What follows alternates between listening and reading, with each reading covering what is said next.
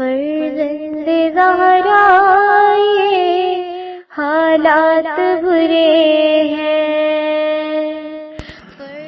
کاشانۂ بصیرت ایک ایسا مکمل یوٹیوب چینل جس پر محروم بصارت کے لیے بالخصوص اور تمام افراد کے لیے بالعموم سینکڑوں کی تعداد میں اسلامی کتب دستیاب ہیں۔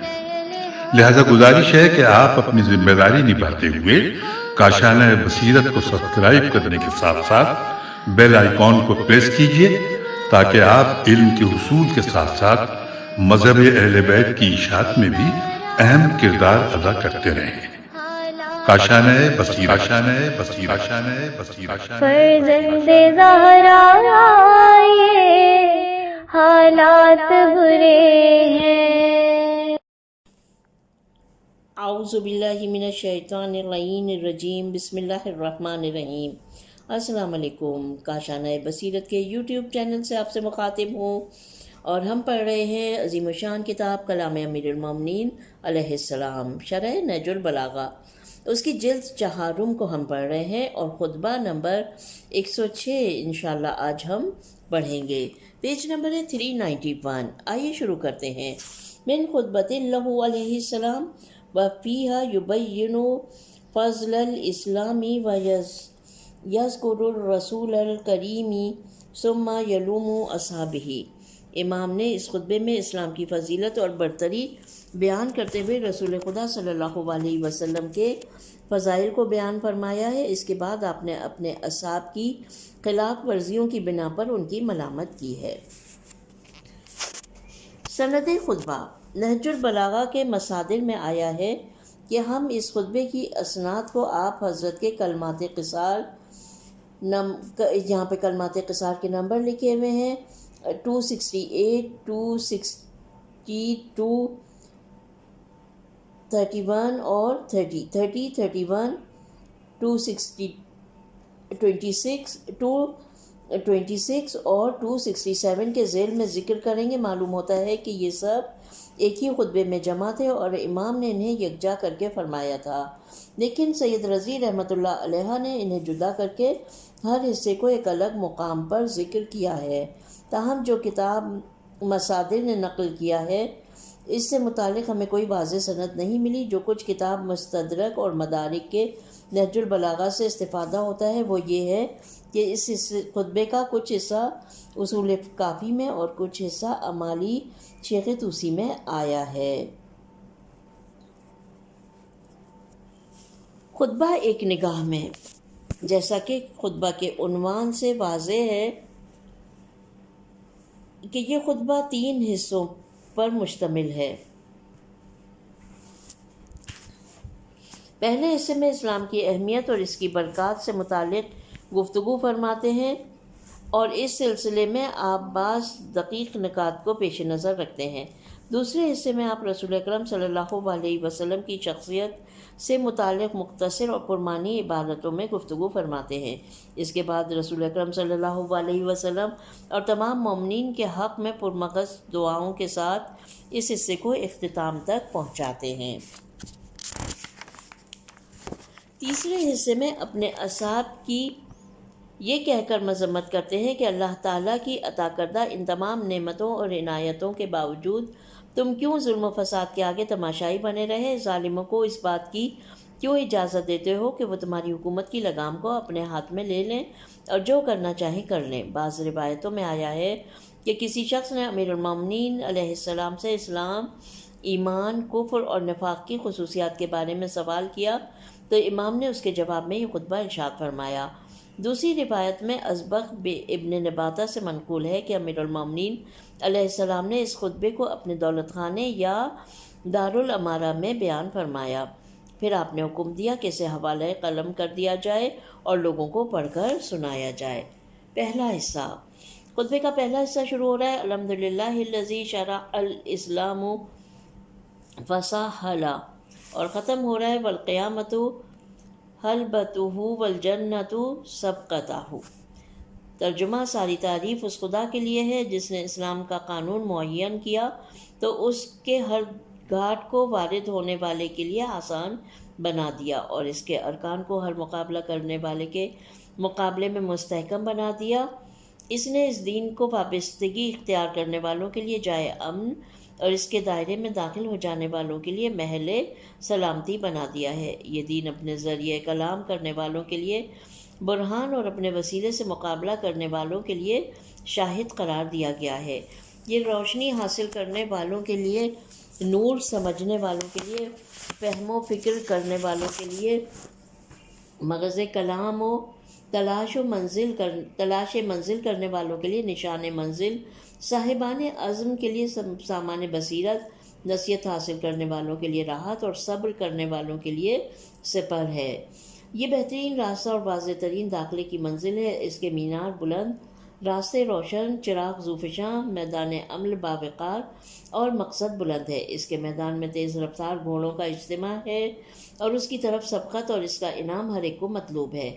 اس کے شاہ سوار باعزت ہے۔ اس کا راستہ تصدیق خدا اور رسول صلی اللہ علیہ وسلم ہے اور اس کا منارہ نیکیاں ہیں۔ موت ایک مقصد ہے جس کے لیے دنیا گھڑ دوڑ کا میدان ہے اور قیامت اس کے اجتماع کی منزل ہے اور پھر جنت اس مقابلے کا انعام ہے۔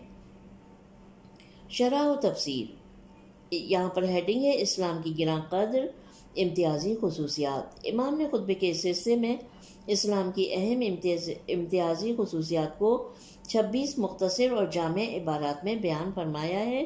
جیسا کہ خطبہ ایک نگاہ میں کے ذیل میں آیا کہ اس خطبہ کو امام نے اس شخص کے جواب میں بیان فرمایا جس نے اسلام اور کفر اور ایمان و نفاق کی خصوصیات سے متعلق سوال کیا تھا۔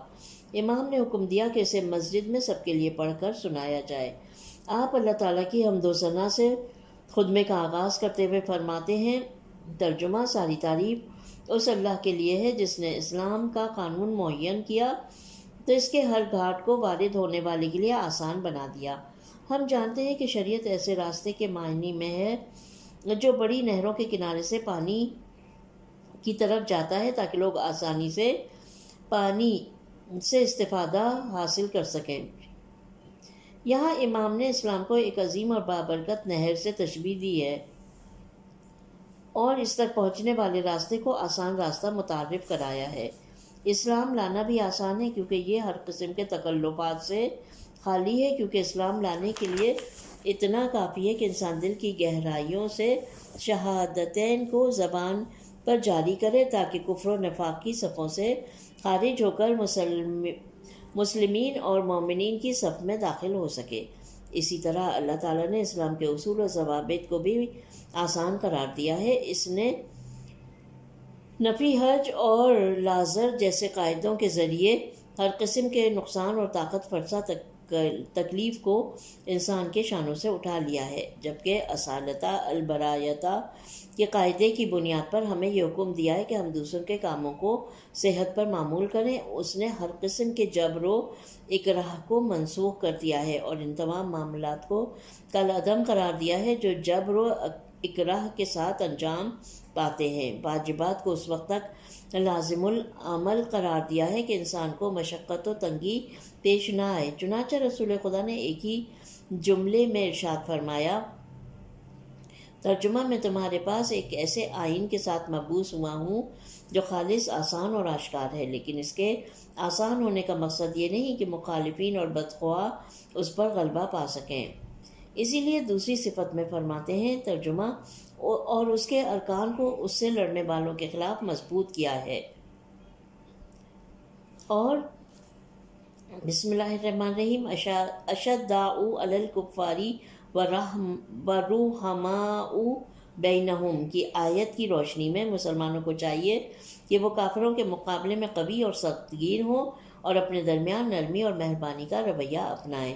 پھر امام بعض دیگر اوصاف کے سلسلے میں فرماتے ہیں، اس نے اس دین کو وابستگی اختیار کرنے والوں کے لیے جائے امن اور اس کے دائرے میں داخل ہو جانے والوں کے لیے محل سلامتی بنا دیا ہے۔ یہ دین اپنے ذریعہ کلام کرنے والوں کے لیے برہان اور اپنے وسیلے سے مقابلہ کرنے والوں کے لیے شاہد قرار دیا گیا ہے۔ جی ہاں، اسلامی معاشرے میں تمام مسلمان مکمل امن و امان سے بہرہ مند ہوتے ہیں۔ اس کی بنیادیں اس قدر مضبوط ہیں کہ حق کے طلبگاروں کے مقابلے میں قابل استدلال اور مخالفین کے مقابلے میں قابل دفاع ہیں۔ سلسلہ کلام کو جاری رکھتے ہوئے آپ اسلام کے چند دیگر اوصاف کا اضافہ کرتے ہیں۔ ترجمہ: یہ اسلام روشنی حاصل کرنے والوں کے لیے نور، سمجھنے والوں کے لیے فہم اور فکر کرنے والوں کے لیے مغز کلام ہے۔ کسی بھی حقیقت تک پہنچنے کے 3 مراحل ہوتے ہیں۔ پہلا، اس کے مقام کو پیدا کرنا، پھر اس کو سمجھنا اور اس کے بعد پوری دقت سے تجزیہ و تحلیل کرنا۔ امام نے ان تینوں مراحل کو 3 مختصر جملوں میں بیان فرمایا ہے۔ پہلے فرماتے ہیں اسلام ایک چمکتا ہوا نور ہے جو لوگوں کو اپنی طرف دعوت دیتا ہے تاکہ وہ اس تک پہنچیں۔ پھر فرماتے ہیں کہ اسلام ان لوگوں کے لیے قابل فہم ہے جو اس پر غور و فکر کریں۔ آخر میں فرماتے ہیں جو اس کے بارے میں غور و فکر کرتے ہیں وہ اس دین کی گہرائی تک پہنچ جاتے ہیں۔ بلا شبہ اسلام ان تمام اوصاف کا حامل ہے، کیونکہ اسلام کی تشریح کرنے والی کتاب یعنی قرآن مجید ہر مقام پر دلیل و برہان اور عقل پر تکیہ کرتی ہے۔ چنانچہ سورہ مائدہ کی آیت نمبر 15 اور 16 میں آیا ہے، ترجمہ: تمہارے پاس تو خدا کی طرف سے نور اور روشن کتاب آ چکی ہے جس کے ذریعے خدا اپنی خوشنودی کا اتباع کرنے والوں کو سلامتی کے راستوں کی ہدایت کرتا ہے اور انہیں تاریکیوں سے نکال کر اپنے حکم سے نور کی طرف لے آتا ہے اور انہیں صراط مستقیم کی ہدایت کرتا ہے۔ آپ اسلام کی 3 دیگر صفات بیان کرتے ہوئے فرماتے ہیں، اور یہ تلاش منزل کرنے والوں کے لیے نشان منزل، صاحبان عزم کے لیے سامان بصیرت اور نصیحت حاصل کرنے والوں کے لیے عبرت ہے۔ تبسم کا مادہ وسم سے ہے جو کہ نشان چھوڑنے اور علامت لگانے کے معنی میں آتا ہے۔ متبسم اس شخص کو کہا جاتا ہے جو معمولی نشان سے حقیقت کا کھوج لگاتا ہے۔ اردو زبان میں اس کا متبادل لفظ ہوشیار اور ذہین ہے۔ قرآن مجید میں ارشاد ہوتا ہے، بسم اللہ الرحمن الرحیم، ان فی ذلک لآیات للمتبسمین، یقیناً ان میں فہم و فراست والوں کے لیے قدرت خدا کی بہت سی نشانیاں ہیں۔ سورہ مبارکہ حجر کی آیت نمبر 75۔ در حقیقت یہ تعبیر ان دقیق اور باریک نکات کی طرف اشارہ ہے جو قرآن میں موجود ہیں اور فہم و فراست والے انہیں سمجھ لیتے ہیں۔ اسی کلام کے ضمن میں آپ مزید 4 خصوصیات کو بیان فرماتے ہیں۔ ترجمہ: اسلام تصدیق کرنے والوں کے لیے نجات، بھروسہ کرنے والوں کے لیے قابل اعتماد، اپنے امور کو سپرد کرنے والوں کے لیے راحت اور صبر کرنے والوں کے لیے صبر ہے۔ اس حصے میں آپ 4 اخلاقی فضائل سے متعلق گفتگو فرماتے ہیں۔ نمبر 1 تصدیق، نمبر 2 توکل، نمبر 3 تفویض، نمبر 4 صبر۔ عقیدہ و عمل کے ذریعے اسلام کی تصدیق بلا شک و شبہ نجات کا سبب ہے اور اسلامی معرف اور اس کے عملی دستورات پر اعتماد دنیا و آخرت کے موجودہ اور آئندہ حالات سے متعلق اطمینان کا موجب ہے، جبکہ اپنے امور کو اسلام کے اصول و فروغ کے حوالے کرنا یعنی اس کے دستورات کے سائے میں حرکت کرنا، نیز اس راہ میں صبر و استقامت کا مظاہرہ کرنا اور عقیدہ و عمل کے تحفظ میں مشکلات کو تحمل کرنا ایک ایسا سفر ہے جس سے انسان فرد اور معاشرے کی سعادت اور خوشحالیوں کے لیے لاحق خطرات کا مقابلہ کر سکے۔ انسان در حقیقت نجات و اطمینان اور امن و سکون کا خواہاں ہوتا ہے۔ یہ سب کچھ اسلامی دستورات پر عمل کرنے کے ذریعے حاصل ہو جاتا ہے۔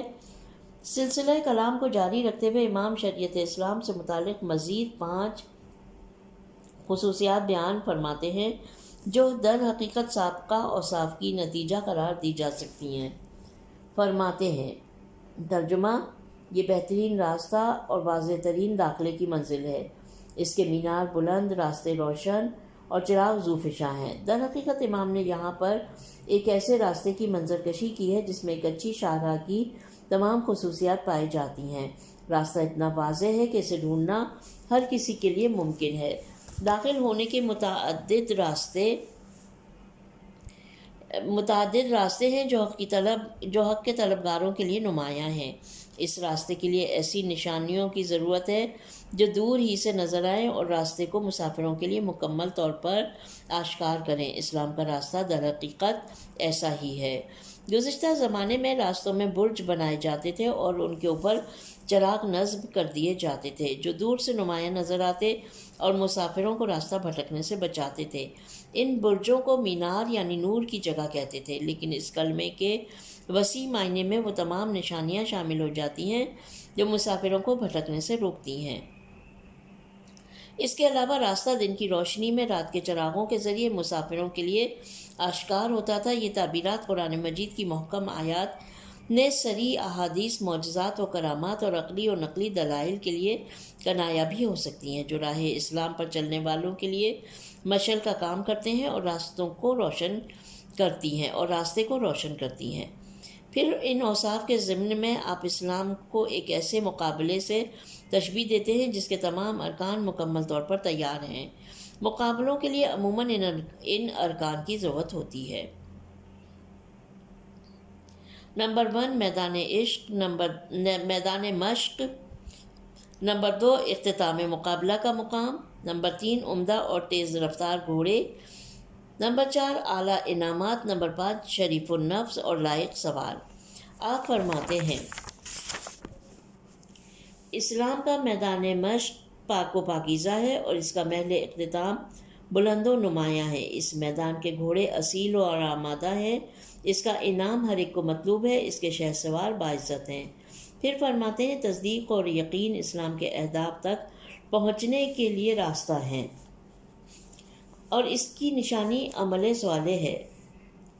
در حقیقت اس مقابلے میں کامیابی کی راہ 2 چیزیں ہیں، ایمان اور عمل صالح۔ پھر اس حصے کے آخری جملوں میں جو کچھ کلی طور پر بیان ہوا تھا اس کی جزیات کا ذکر کرتے ہوئے فرماتے ہیں اس مقابلے کا اختتام موت ہے جس کے لیے دنیا گھڑ دوڑ کا میدان ہے، قیامت اس کے اجتماع کی منزل ہے اور پھر جنت اس مقابلے کا انعام۔ اگر یہاں پر اس مقابلے کے شہ سواروں کا تذکرہ نہیں ہوا ہے تو ایسا اس مطلب سے واضح ہونے کی وجہ سے ہے کیونکہ ایسے شہ سوار اہل ایمان کے علاوہ اور کوئی نہیں ہوں گے۔ یہ خوبصورت تشبیہ مزید وضاحت اور مختصر فرق کے ساتھ خطبہ نمبر 28 میں گزر گئی ہے، جہاں آپ نے فرمایا تھا ترجمہ: دیکھو آج تیاری کا دن ہے اور کل مقابلے کا دن ہوگا، اس میں جیتنے والوں کا انعام جنت ہے اور پیچھے رہ جانے والوں کا نحوست بھرا انجام جہنم ہے۔ نکات: اسلامی کائناتی تصور میں دنیا اور آخرت کا کردار۔ دنیا پرستوں اور ان لوگوں کے لیے آخری مقصود ہے جو علمی یا عملی طور پر آخرت کا انکار کرتے ہیں، اسی لیے یہ لوگ تمام اقدار کو اس کے قدموں میں قربان کر دیتے ہیں۔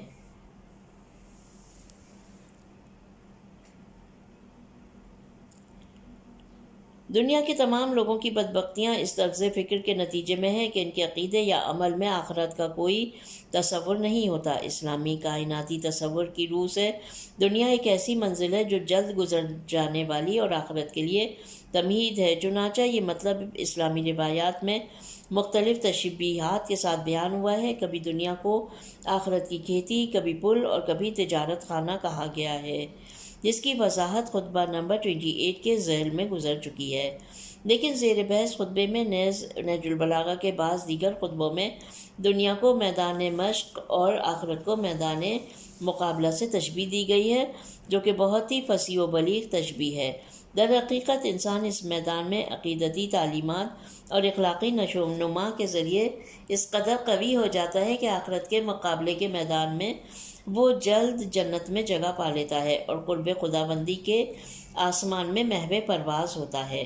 مذکورہ بالا خطبے میں تصدیق کو منہاج اور صالحات کو مینار سے تعبیر کرنا اسی الہی تعلیم و پرورش کی جانب اشارہ ہے۔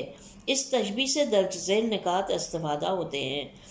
الف: آخرت کی نجات و سعادت بلا حساب و کتاب کسی کو نہیں ملتی، بلکہ یہ لوگوں کی فکری، اخلاقی اور عملی ترقیوں کی روشنی میں ہوگی۔ بے دنیاوی زندگی کے اختتام کے ساتھ اعمال کا دفتر بند ہو جاتا ہے۔ قیامت حساب و کتاب کی جگہ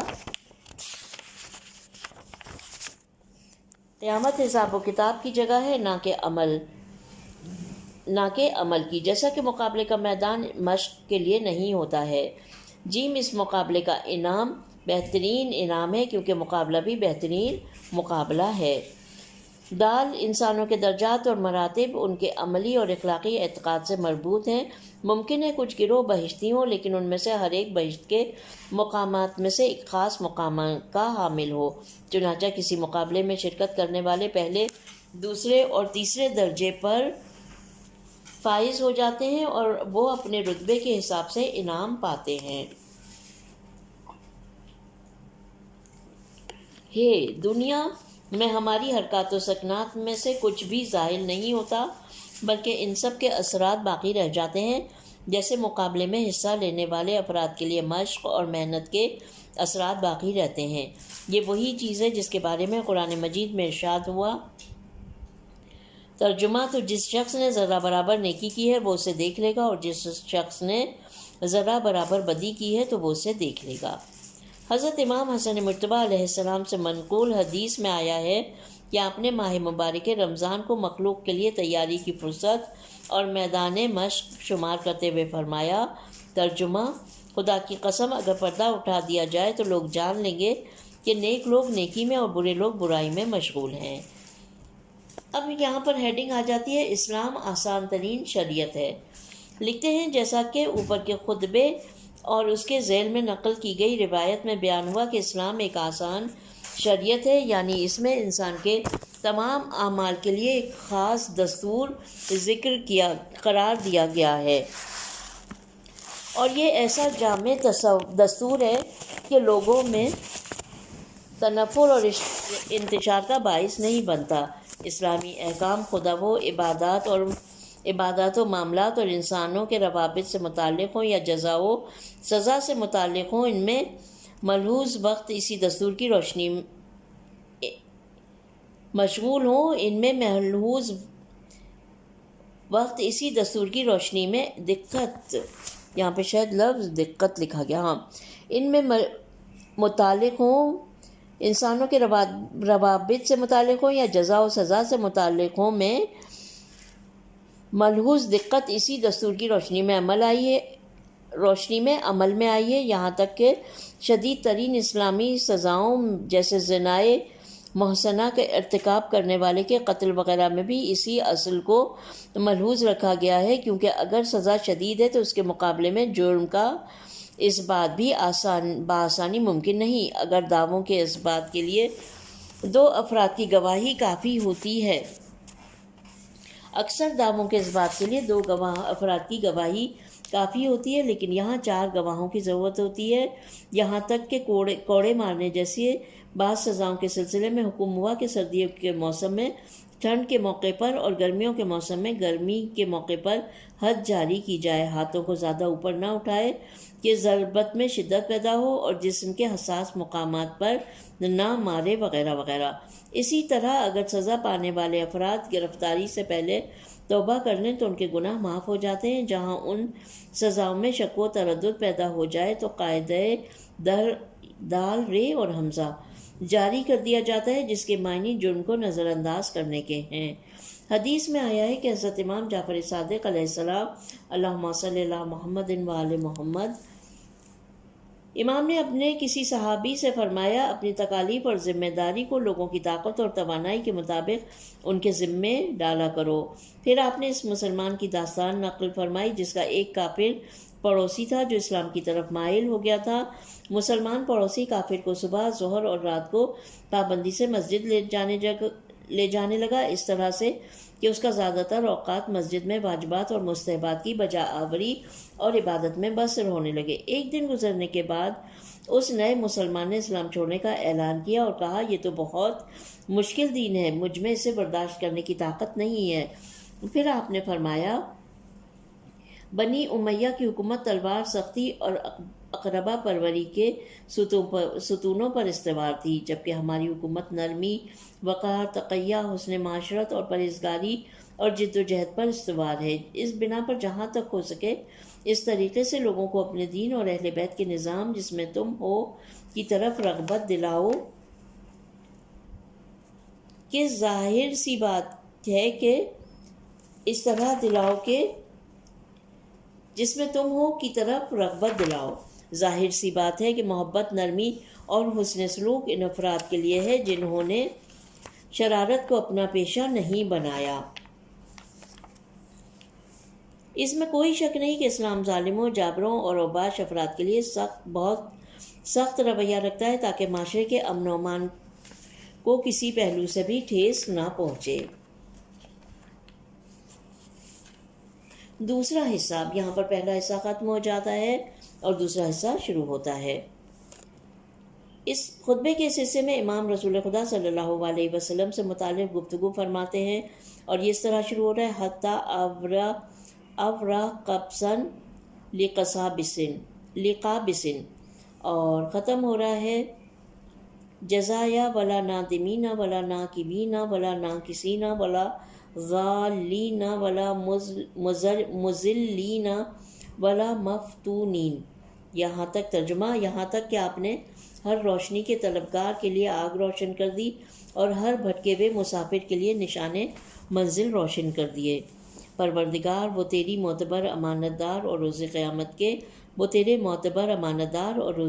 کے گواہ ہیں۔ تو نے انہیں برحق رسول بنا کر بھیجا اور نعمت اور رحمت بنا کر بھیجا۔ خدایا تو اپنے انصاف سے ان کا حصہ عطا فرما اور پھر اپنے فضل و کرم سے ان کے خیر کو دگنا چوگنا کر دے۔ خدایا ان کی عمارت کو تمام عمارتوں سے بلندتر بنا دے اور اپنی بارگاہ میں ان کی باعزت طور پر میزبانی فرما اور ان کی منزلت کو بلندی عطا فرما۔ انہیں وسیلہ اور رفعت اور فضیلت اور کرامت عطا فرما اور ہمیں ان کے گروہ میں محشور فرما جہاں نہ رسوا ہوں اور نہ شرمندہ ہوں، نہ حق سے منحرف ہوں، نہ عہد شکن ہوں، نہ گمراہ ہوں اور نہ گمراہ کن اور نہ کسی فتنے میں مبتلا ہوں۔ شرح و تفسیر۔ ہیڈنگ ہے: رسول خدا صلی اللہ علیہ وسلم کے اوصاف اور خوبیاں۔ امام خطبے کے اس حصے میں رسول خدا کے اعلیٰ اوصاف اور ان کی خوبیوں کی طرف اشارہ فرماتے ہیں، پھر بارگاہ خداوندی میں حضرت کی بلندی مقام کے لیے دعا کرتے ہیں اور آخر میں خود کو اور تمام مومنین کو امت رسول کے زمرے میں قرار دیے جانے کی دعا مانگتے ہیں۔ فرماتے ہیں: یہاں تک کہ آپ نے ہر روشنی کے طلبگار کے لیے آگ روشن کر دی اور ہر بھٹکے ہوئے مسافر کے لیے نشان منزل روشن کر دیے۔ اس بات کے پیش نظر کہ بقول سید رضی اس خطبے کا یہ حصہ گزشتہ خطبوں میں سے کسی خطبہ یا بریکٹ میں لکھا ہوا ہے خطبہ نمبر 72 کی ایک دیگر روایت ہے، یہ مطلب بخوبی واضح ہو جاتا ہے کہ لفظ حتیٰ رسول خدا صلی اللہ علیہ وسلم کی جد و جہد اور کوششوں کے لیے غایت اور انتہا ہے۔ نیز ہم یہ مطلب بھی اخذ کر سکتے ہیں کہ اورا اور انارا کے جملوں میں فاعل رسول خدا کی ذات ہے۔ اس لحاظ سے آپ نے دو اہم کام انجام دیے ہیں، پہلا یہ کہ روشنی کے طلبگاروں کے لیے آگ روشن کر دی، دوسرا یہ کہ آپ نے بھٹکے ہوئے مسافروں کے لیے نشان منزل روشن کر دیا۔ گویا پہلا جملہ امت کے علماء اور دانشوروں کی طرف اشارہ ہے جو آگ کے شعلے کو چراغ کے طور پر لے کر راستے پر چل نکلتے ہیں اور ایک گروہ کو اپنے ہمراہ لے چلتے ہیں۔ دوسرا جملہ عام انسانوں کی طرف اشارہ ہے جن کے ہاتھوں میں چراغ نہیں ہیں، ان کی نگاہیں نشانوں اور شاہراہ کے کنارے نصب چراغوں اور نشانیوں پر مرکوز ہیں۔ دوسرے الفاظ میں آپ نے عمومی اور خصوصی ہدایت کو حق کے طلبگاروں کے لیے فراہم کیا ہے۔ پھر امام ایک خوبصورت اور واضح نتیجہ اخذ کرتے ہوئے فرماتے ہیں: پروردگار، وہ تیرے معتبر امانت دار اور روز قیامت کے گواہ ہیں۔ تو نے انہیں برحق رسول بنا کر بھیجا اور نعمت اور رحمت بنا کر بھیجا۔ امین مامون ایک قسم کی تاکید اور کامل امانت دار کے معنی میں ہے اور شہید روز قیامت کے دن گواہی دینے والے کے معنی میں ہے، اور اسی مطلب کی طرف اشارہ ہے جو سورہ مبارکہ نحل کی آیت نمبر 89 میں آیا ہے۔ ترجمہ: یاد کرو جس دن ہم ہر ایک گروہ میں سے انہی میں ان کا ایک گواہ ان کے مقابل لا کھڑا کریں گے، اور اے رسول تم کو ان لوگوں پر ان کے مقابل گواہ بنا کر لا کھڑا کریں گے۔ یہ گواہی ممکن ہے کہ اس قاعدہ کلی پر ہو جو تمام انبیاء کی دعوت میں تھا، یا اعمال کی جزیات پر ہو، کیونکہ رسول اکرم تمام امتوں کے متعلق علم رکھتے ہیں۔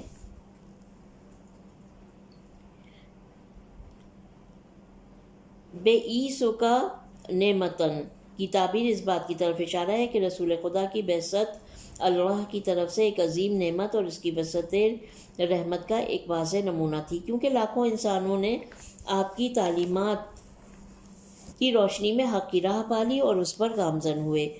یہ کلام در حقیقت قرآن کی ان آیتوں سے اقتباس ہے جن میں ارشاد ہوتا ہے، بسم اللہ الرحمن الرحیم، لقد من اللہ علی المؤمنین اذ بعث فیہم رسولا من انفسہم، سورہ آل عمران کی آیت نمبر 164، اور دوسری جگہ ارشاد ہوتا ہے، وما ارسلناک الا رحمۃ للعالمین، سورہ انبیاء کی آیت نمبر 107۔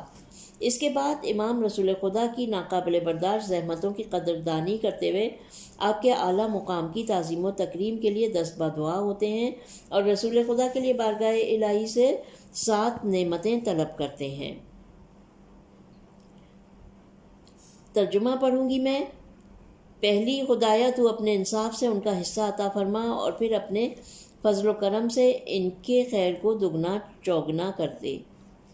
دوسری، خدایا ان کی عمارت کو تمام عمارتوں سے بلندتر بنا دے اور اپنی بارگاہ میں ان کی باعزت طور پر میزبانی فرما اور ان کی منزلت کو بلندی عطا فرما، انہیں وسیلہ اور رفعت اور فضیلت اور کرامت عطا فرما۔ پہلی اور دوسری دعا میں یہ نقطہ پوشیدہ ہے کہ عدل الہی کے تقاضے کی بنا پر رسول خدا بہت سارے اجر و ثواب کے مستحق ہیں، جبکہ فضل الہی کے تقاضے کی بنا پر آپ کئی گنا اجر کے مستحق ہیں۔ چنانچہ قرآن مجید میں ارشاد ہوتا ہے، ترجمہ، اس کی رحمت تو دیکھو، جو شخص نیکی کرے گا تو اس کو اس کا 10 گنا ثواب عطا ہوگا، تو یقیناً ایک اجر عدل الہی کے تقاضے کی بنا پر ہے اور باقی کو فضل الہی کے اور باقی 9 فضل الہی کے تقاضے کے مطابق۔ رسول خدا کی عمارت کو تمام عمارتوں سے بلند قرار دینے کی درخواست یا تو آپ کے آئین کی تمام شریعتوں پر برتری کی طرف اشارہ ہے، جس کی دلیل یہ آیہ مجیدہ ہے، بسم اللہ الرحمن الرحیم، لیظہر علی الدین کلہ، سورہ صف کی آیت نمبر 9، یا یہ اشارہ ہے کہ جنت میں آپ کے مقامات کی برتری کی طرف یا آن حضرت کے معنوی فضائل و کمالات کی طرف، لیکن پہلی تفسیر مناسب معلوم ہوتی ہے۔ آیت الوسیلہ کی تعبیر ظاہرہ مقام قربت کی طرف اشارہ ہے، جس کا نتیجہ جنت کے عظیم درجات ہیں۔ ایک حدیث میں ہم پڑھتے ہیں کہ رسول خدا نے اپنے اصحاب سے فرمایا، ترجمہ، خدا سے میرے لیے وسیلہ مانگو۔ اسی حدیث کے ذیل میں آیا ہے، وسیلے سے مراد بہشت میں میرا درجہ ہے جس کے 1000 زینے ہیں۔ پھر آن حضرت ان مراتب کے درمیان عظیم فاصلے کی تشریح فرماتے ہیں اور بات یہاں تک پہنچتی ہے، اس دن ہر پیغمبر، صدیق اور شہید یہی کہے گا کہ خوش قسمت ہے وہ شخص جس کا یہ مقام ہے۔ اس حصے میں امام ہاتھوں کو اٹھا کر اپنے اور اپنے ساتھیوں کے لیے دعا فرماتے ہیں، ہمیں ان کے گروہ میں مشہور فرما، جہاں نہ رسوا ہوں اور نہ شرمندہ ہوں، نہ حق سے منحرف ہوں، نہ عہد شکن ہوں، نہ گمراہ کن ہوں، نہ کسی فتنے میں مبتلا ہوں۔ یہ بات اس کی طرف اشارہ ہے کہ جو شخص علم و عمل کی روشنی میں اپنے آپ کو اصحاب رسول کے دائرے میں پہنچائے، وہ ان 7 عظیم بلاؤں سے محفوظ رہے گا۔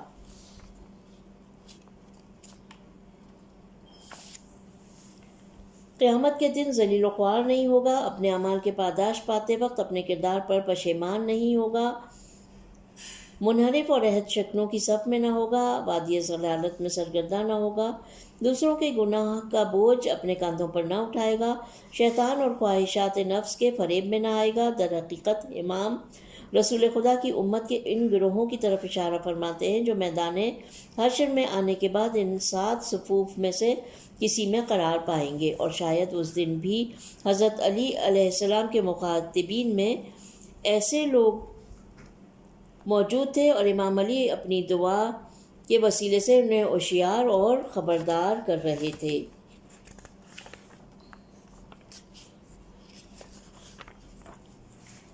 سید رضی رحمۃ اللہ علیہ کا کلام۔ سید رضی اس گفتگو کے ذیل میں فرماتے ہیں، اگرچہ یہ کلام گزشتہ خطبوں میں ذکر ہو چکا، تاہم ہم نے یہاں دوبارہ بیان کیا کیونکہ ان دونوں روایتوں کے درمیان کچھ فرق تھا۔ نقطہ دلچسپ اعتراف، ابن ابی الحدید نے خطبے کے اس حصے میں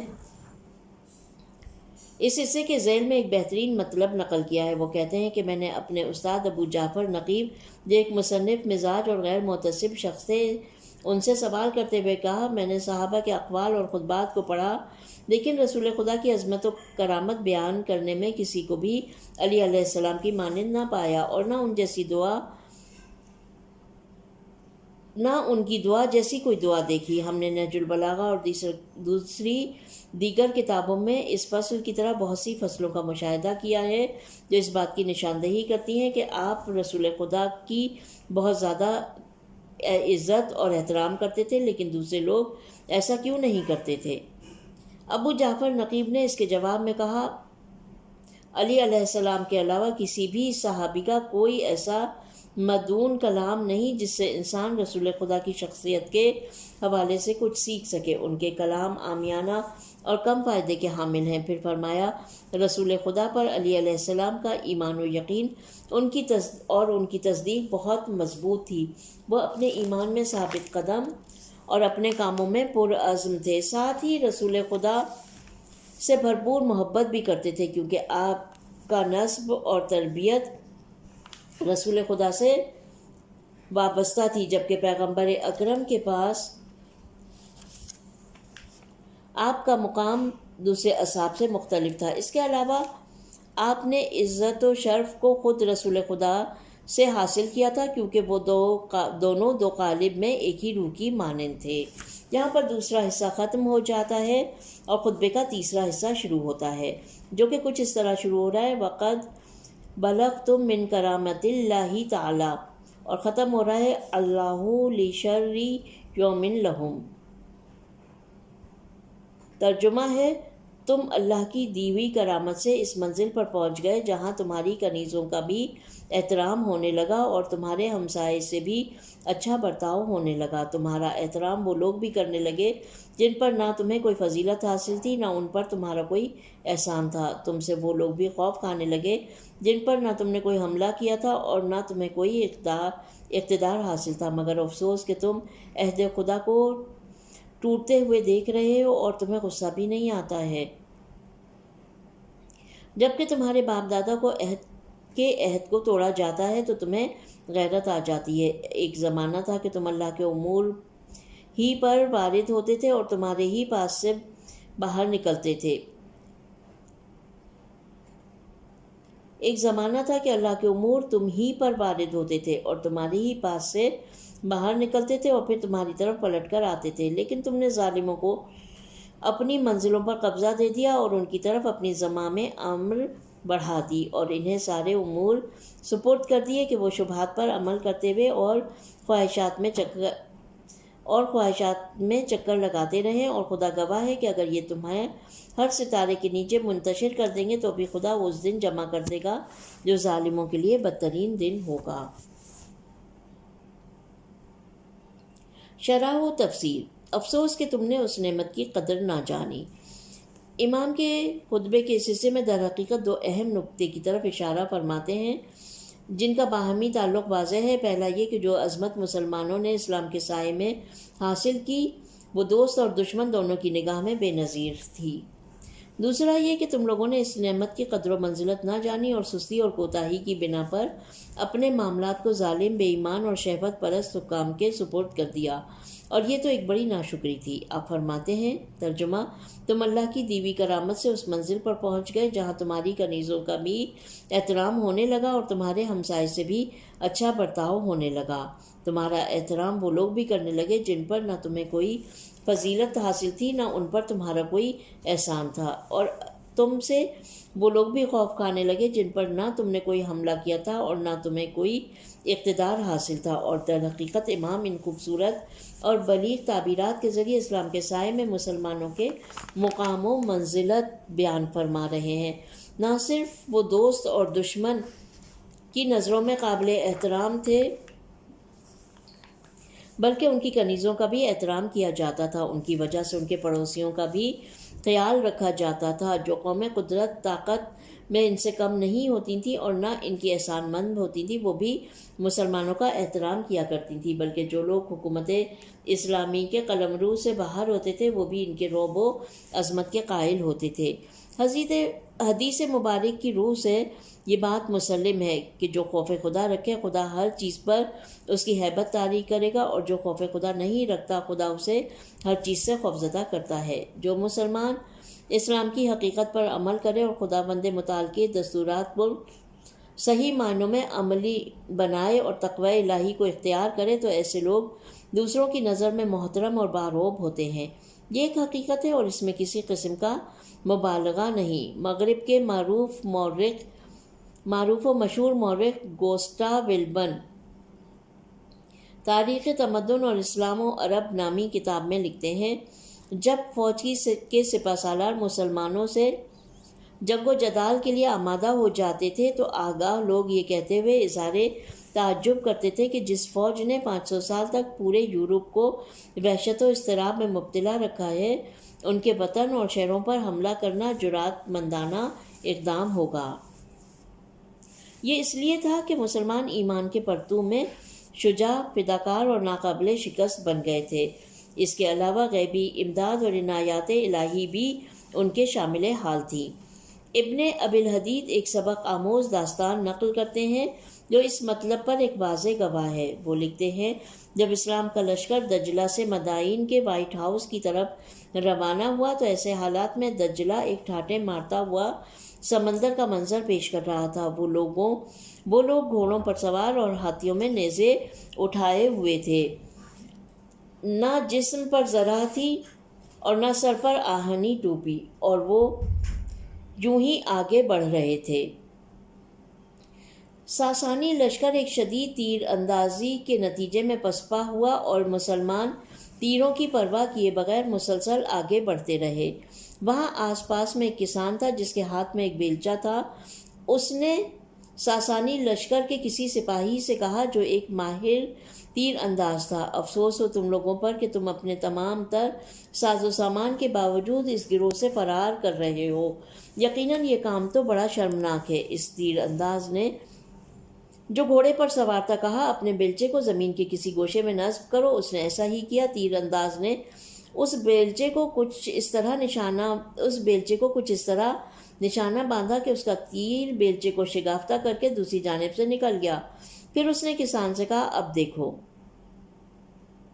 یہ کہہ کر اس نے 20 تیر لشکر اسلام کے کسی سپاہی کی طرف پھینکے، لیکن ان میں سے ایک تیر بھی اس پر نہ لگا، نہ اس کے گھوڑے پر، حالانکہ وہ سپاہی زیادہ فاصلے پر نہ تھا۔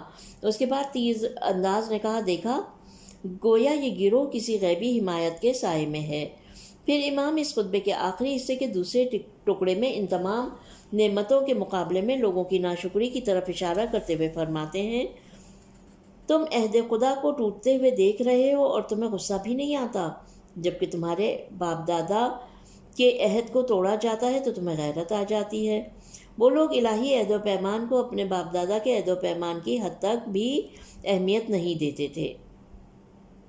یہ اس بات کی طرف اشارہ ہے کہ اگر ان کے قبیلے میں رائج کسی رسم کے خلاف اقدام ہو جاتا تو ان کی صدائے احتجاج بلند ہو جاتی تھی، مگر جب بنی امیہ نے ان کی نگاہوں کے سامنے تمام الہی سنتوں کو پامال کیا تو انہوں نے کوئی آواز نہیں اٹھائی، اور ایسا کرنا اللہ کی بے پایاں نعمتوں کی نسبت بڑی ناشکری تھی۔ پھر آپ مزید فرماتے ہیں، ایک زمانہ تھا کہ اللہ کے امور تم ہی پر وارد ہوتے تھے اور تمہارے ہی پاس سے نکلتے تھے، اور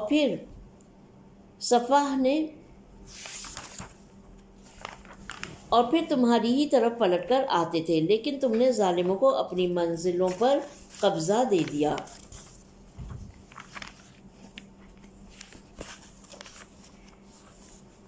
اور ان کی طرف اپنی زمام بڑھا دی اور انہیں سارے امور سپرد کر دیے۔ یہ دوسری بہت بڑی ناشکری تھی کہ انہوں نے تمام تر طاقت اور قوت اور ہر چیز کی گرفت میں آنے کے بعد، جبکہ ان کے ارادے کے بغیر کوئی کام بھی انجام نہیں پاتا تھا، میدان کو ظالموں کے لیے خالی چھوڑا تو وہ رسول خدا کی مسند پر بیٹھ کر مسلمانوں پر حکومت کرنے لگے، جیسا کہ اسی کلام کے تسلسل میں فرماتے ہیں۔ ترجمہ، وہ شبہات پر عمل کرتے ہیں اور خواہشات میں چکر لگاتے رہتے ہیں۔ اس میں کوئی شک نہیں کہ رسول خدا کے دور میں معاملات صالح افراد کے ہاتھوں میں سپرد کیے جاتے تھے،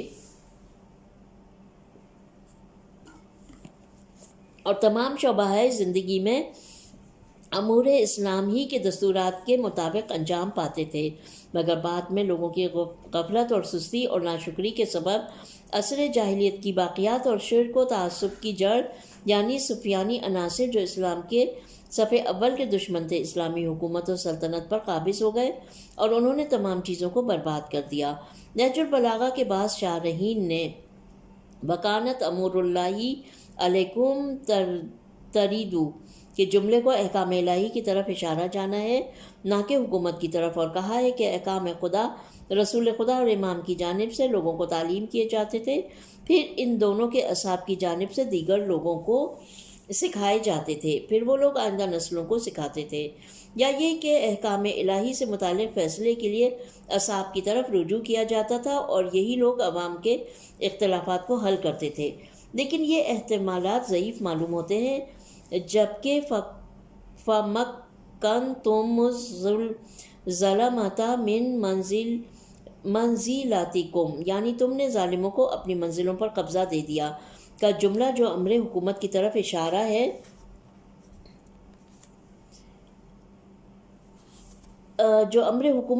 اشارہ ہے، بھی اس قسم کی تفاسیر کے ساتھ موافق نہیں ہے۔ یعملون بالشبہات سے مراد یہ ہے کہ بنی امیہ اپنے ناجائز افعال کی توجیہ کے لیے قرآن مجید کے متشابہات یا رسول خدا کے فرامین میں سے ایسی تعبیرات کا سہارا لیتے تھے جو جدید قراءتوں کے ذریعے باطل اور انحرافی مقاصد پر تطبیق کی جا سکتی تھیں۔ یہ عناصر لوگوں کی ہدایت اور عدالت و تقوی کو فروغ دینے کی بجائے خواہشات میں گھرے ہوئے تھے۔ ان کے نزدیک مقام و منصب اور حیوانی خواہشات نیز وحشیانہ انتقام جوئی اور جاہلانہ رسومات کو ہی فروغ حاصل تھا۔ آخری جملے میں امام فرماتے ہیں، خدا کی قسم اگر دشمن تمہیں ہر ستارے کے نیچے منتشر کر دیں گے تو بھی خدا تمہیں اس دن جمع کر دے گا جو ظالموں کے لیے بدترین دن ہوگا۔ نہج البلاغہ کے بہت سے شارحین نے اس جملے کو ابو مسلم خراسانی کے قیام نیز بنی امیہ کے خلاف اہل عراق کے قیام کی طرف اشارہ جانا ہے، جنہوں نے بدترین طریقے سے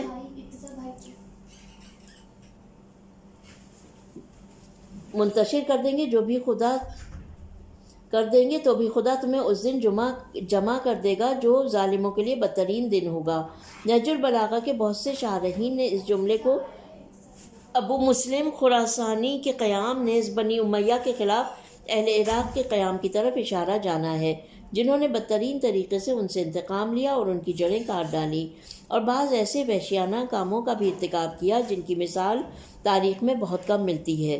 یہ احتمال بھی بہت بعید ہے کہ مذکورہ جملے سے مراد حضرت امام مہدی اللہم صلی اللہ محمد وآل محمد کا قیام ہو، کیونکہ یہ خطبے کی تعبیرات کے ساتھ ہم آہنگی نہیں رکھتا۔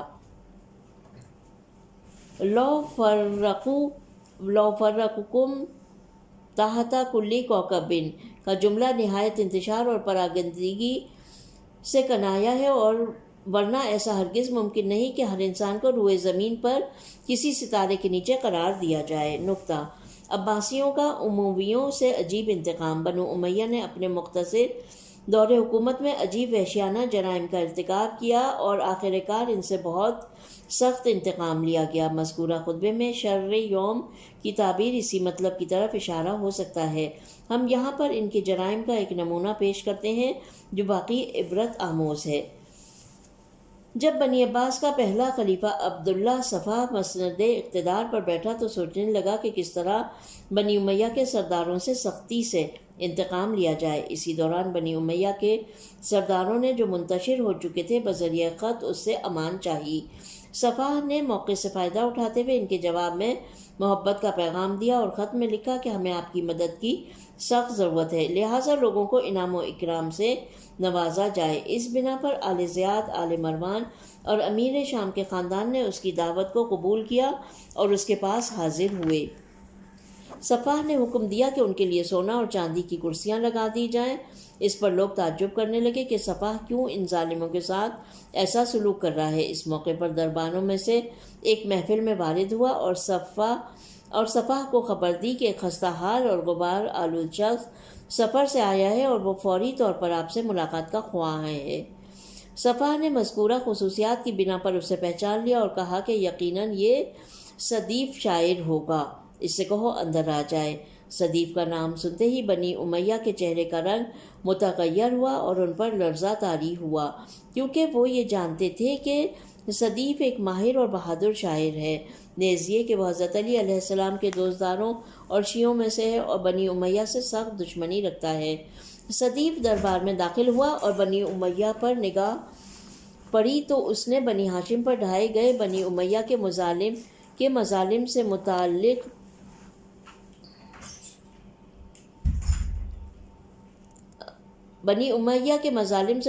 دل دہلانے والے اشعار پڑھے، جن میں سے 2 شعر یہ ہیں۔ اشعار کا ترجمہ: ذرا حسین علیہ السلام اور زید کے مقتل کو یاد کرو اور اس شہید کو بھی جس نے محراس میں جام شہادت نوش کیا۔ یہ اشارہ ہے احد میں حضرت حمزہ کی شہادت کی طرف۔ اور اس شہید کو بھی یاد کرو جو حزان میں شہید کر دیے گئے اور تاریکی پھیلنے تک تنہا رہ گئے، یہاں تک کہ ان کا جنازہ فراموش کر دیا گیا۔ اشارہ ہے ابراہیم ابن محمد کی شہادت کی طرف، جو عراق کے شمالی سرحد پر واقع حزان نامی علاقے میں بنی ہاشم اور بنی عباس کی معروف شخصیتوں میں سے تھے۔ صفا نے حکم دیا کہ صدیف کو قلعت سے نوازا جائے، پھر اس نے صدیف سے کہا کہ کل حاضر ہو جاؤ تاکہ تمہیں خوش کر دوں، اور اس کے بعد اسے خدا حافظ کہا۔ پھر اس نے بنی امیہ کی طرف متوجہ ہو کر کہا، اس غلام کی باتیں تم پر گراں نہ گزریں، وہ اپنے آقا سے بڑھ کر گفتگو کرنے کا حق نہیں رکھتا۔ آپ لوگ میرے لیے لائق احترام ہیں، اب آپ لوگ جائیں اور کل واپس آ جائیں۔ بنی امیہ کے سرکردہ افراد صفا کی محل سے نکلنے کے بعد مشورہ کرنے لگے۔ بعض نے کہا بہتر یہی ہے کہ ہم فرار کریں، لیکن اکثریت نے یہ مشورہ دیا کہ خلیفہ نے ہمارے ساتھ نیکی کا وعدہ کیا ہے اور صدیف کی اتنی حیثیت نہیں کہ وہ بادشاہ کے ارادے کو تبدیل کر دے۔ دوسرے دن صفا کے پاس حاضر ہوئے۔ صفا نے بنی امیہ کی خاطر تواضع کا حکم دیا، اتنے میں صدیف شاعر بھی پہنچ گیا۔ اس نے صفا سے مخاطب ہو کر کہا، میرا باپ تم پر قربان ہو، تم خون کا انتقام لینے والے اور اشرار کو قتل کرنے والے ہو۔ اس کے بعد چند پرجوش اشعار پڑھے جو بنی امیہ کے مظالم، خصوصاً شہیدان کربلا پر ڈھائے گئے مظالم پر مشتمل تھے۔ صفا ظاہراً غضبناک ہوا اور صدیف سے کہا، تم میرے لیے قابل احترام ہو، اب چلے جاؤ اور آئندہ اس قسم کی باتیں نہ کہو، جو کچھ ہوا اسے بھلا دو۔ بنی امیہ صفا کے محل سے نکل آئے اور آپس میں کہنے لگے، ہمیں چاہیے کہ بادشاہ سے صدیف کی پھانسی کا مطالبہ کریں، ورنہ اس کی جذبات کو بھڑکا دینے والی باتیں ہمیں مصیبت میں مبتلا کر دیں گی۔ صفا نے رات کے وقت صدیف کو بلوایا اور کہا، تم پر افسوس ہوا، تم اس قدر جلدی کیوں مچاتے ہو؟ صدیف نے کہا، میرے صبر کا پیمانہ لبریز ہو چکا ہے، اس سے زیادہ میں برداشت نہیں کر سکتا، تم ان سے انتقام کیوں نہیں لیتے؟ پھر وہ دھاڑے مار کر رونے لگا اور بنی ہاشم پر ڈھائے گئے بنی امیہ کے مظالم سے متعلق چند اشعار پڑھے، جن کو سن کر صفا اپنے جذبات پر قابو نہ رکھ سکا اور آنسو بہانے لگا۔ صدیف بھی اس قدر رویا کہ بے ہوش ہو گیا۔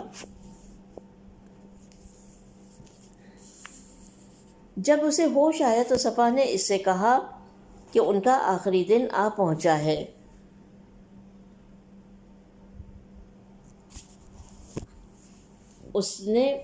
جب اسے ہوش آیا تو صفا نے اس سے کہا، ان کا آخری دن آ پہنچا ہے، اب تم اپنے مقصد تک پہنچو، جاؤ آج رات آرام سے سو جاؤ اور کل آ جانا۔ لیکن صدیف، یہاں پر سین دال یہ فے اس کا نام ہے، اور کہیں پر یوں ایسا محسوس ہوتا ہے کہ پیش ہے یا کبھی زبر، تو اس کو صدیف یا صدیف جو بھی نام ہے اس رات، لیکن صدیف اس رات سوئے نہیں اور مسلسل خدا سے مناجات کرتے رہے۔ وہ خدا سے یہی دعا کرتے رہے کہ صفا اپنا وعدہ پورا کرے۔ صفا نے دوسرے دن بنی امیہ کی توجہ ہٹانے کے لیے یہ حکم دیا کہ منادی یہ اعلان کرے کہ آج عطا و بخشش کا دن ہے۔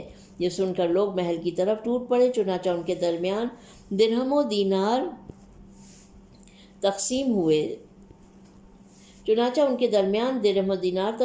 صفا اپنے تنومند غلاموں میں سے 400 افراد کو صفا نے اپنے تنومند غلاموں میں سے 400 افراد کو مسلح کیا اور انہیں یہ حکم دیا کہ جب میں اپنا امامہ سر سے اٹھا لوں تو تم لوگ سب درباریوں کو قتل کر دو۔ صفا اپنی مسند پر بیٹھا اور بنی امیہ سے مخاطب ہو کر کہنے لگا، آج انعام و اکرام کا دن ہے، بتاؤ کس سے شروع کروں؟ انہوں نے صفا کی خوشامد کے لیے کہا بنی ہاشم سے شروع کر دیا جائے۔ ان میں سے ایک غلام نے، جسے پہلے سب کچھ سمجھا دیا گیا تھا، کہا حمزہ ابن عبد المطلب آئیں اور اپنا انعام لے جائیں۔ صدیف نے جو وہاں موجود تھا کہا حمزہ نہیں ہے۔ صفا نے پوچھا کیوں؟ کہا بنی امیہ کی ہندا نامی عورت نے ایک وحشی کو ان کے قتل پر ابھارا اور پھر ان کے کلیجے کو نکال کر چبا لیا۔ صفا نے کہا عجیب بات ہے کہ اس بارے میں مجھے کچھ علم نہ تھا، اب کسی دوسرے کو بلاؤ۔ غلام نے کہا مسلم ابن عقیل آ کر اپنا انعام وصول کریں، لیکن کوئی بھی نہ آیا۔ اس پر صفا نے پوچھا وہ کیوں نہیں آ رہے؟ صدیف نے جواب دیا، جواب میں کہا عبید اللہ ابن زیاد نے انہیں قتل کر دیا اور ان کے قدموں میں رسیاں ڈال کر کوفے کے بازاروں میں گھسیٹا گیا۔ صفا نے کہا عجیب بات ہے کہ یہ بھی میرے علم میں نہیں تھا، کسی اور کو بلاؤ۔ غلام اسی طرح ایک ایک کا نام لے کر بلاتا گیا، یہاں تک کہ حضرت امام حسین علیہ السلام، حضرت عباس علمدار علیہ السلام، زید ابن علی علیہ السلام اور ابراہیم ابن محمد کی باری آئی۔ جب بنی امیہ نے یہ منظر دیکھا اور ان باتوں کو سنا تو انہیں اپنی موت کا یقین ہو گیا۔ اس موقع پر صفا کے چہرے پر غیظ و غضب کے آثار نمایاں تھے۔ اس نے آنکھوں سے صدیف کی طرف اشارہ کیا تو اس نے چند اشعار پڑھے، جن میں سے 2 بند یہ ہیں، جن کا ترجمہ یہ ہے، بنی امیہ نے یہ گمان کر رکھا تھا کہ بنی ہاشم آسانی سے ان سے راضی ہو جائیں گے اور حسین ابن علی علیہ السلام اور زید کو فراموش کر دیں گے۔ انہوں نے جھوٹ بولا۔ محمد صلی اللہ علیہ وسلم اور ان کے وسیع کی قسم بہت جلد وہ ایسی چیزوں کا مشاہدہ کریں گے جن سے انہیں اپنے غلط اندازوں کا احساس ہو جائے گا۔ صفا دھاڑے مار مار کر رونے لگا اور اپنے امامے کو سر سے پھینک کر غم و غصے کی حالت میں چلا اٹھا، اے خون حسین علیہ السلام کا انتقام لینے والوں اور اے خون بنی ہاشم کا انتقام لینے والوں۔ جب غلاموں نے اس علامت کا مشاہدہ کیا تو وہ پردوں کے پیچھے سے نکل آئے اور اپنی تلواروں کے ساتھ بنی امیہ پر ٹوٹ پڑے۔ تھوڑی ہی دیر میں ان کی لاشوں کے ڈھیر لگ گئے۔ جو لوگ محل کے باہر تھے انہوں نے دیکھا کہ محل کے اندر سے خون بہتا ہوا آ رہا ہے۔ اس طرح وہ حالات سے آگاہ ہو گئے۔ البتہ یہ ایک طویل داستان ہے، ہم نے اس کے کچھ حصے کو نقل کیا ہے جو اس بات کی نشاندہی کرتا ہے کہ جیسا کہ امام علی علیہ السلام نے مذکورہ خطبے میں پیشگوئی کی تھی، بنو امیہ نے اپنی زندگی کے بدترین دن کا مشاہدہ کر لیا۔ یہاں پر خطبہ نمبر 106 ختم ہو جاتا ہے ایک عبرتناک داستان کے ساتھ۔ پروردگار عالم سے دعا ہے کہ وہ ہماری اس کوشش کو اپنی بارگاہ میں قبول فرمائے۔ ربنا تقبل منا انک انت السمیع العلیم۔ اپنا بہت خیال رکھیے۔ یہیں پر ہم اپنی ریڈنگ کو ختم کر رہے ہیں اور جلدی خطبہ نمبر 107 کے ساتھ دوبارہ حاضر ہوں گے۔ خدا حافظ۔